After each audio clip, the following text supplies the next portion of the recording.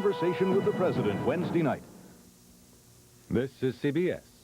Won in the Adams division.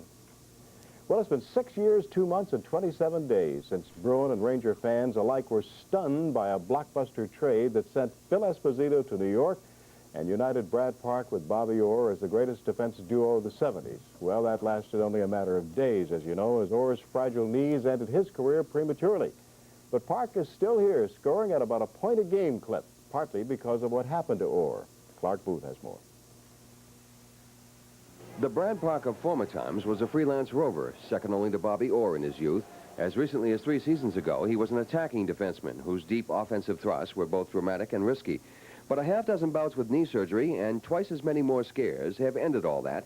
He is now a model of compact play, stressing composure over daring. Oh, yeah.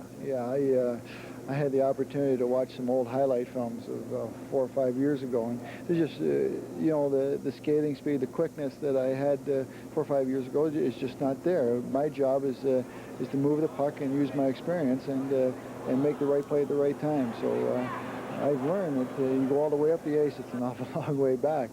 And so there are times that I'll go and a situation calls for it, but generally speaking, I play a more controlled game now. Park had the unenviable task of following Orr, even though his knees were in much better shape. It's an odd irony that Orr's bitter experience helped extend Park's career. For in treating Park, the medics did not make the mistakes that were made in Orr's case.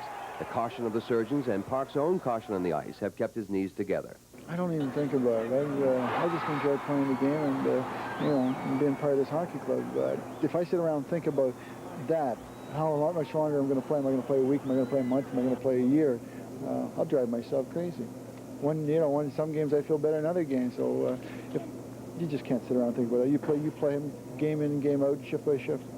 It is not an easy adjustment. For one to whom so much came so easily, the control game is a difficult state of mind to achieve. But if he's lucky, Park could go on playing it another 5 years.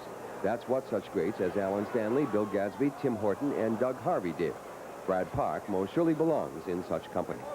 Clark Booth, SportsCenter 5.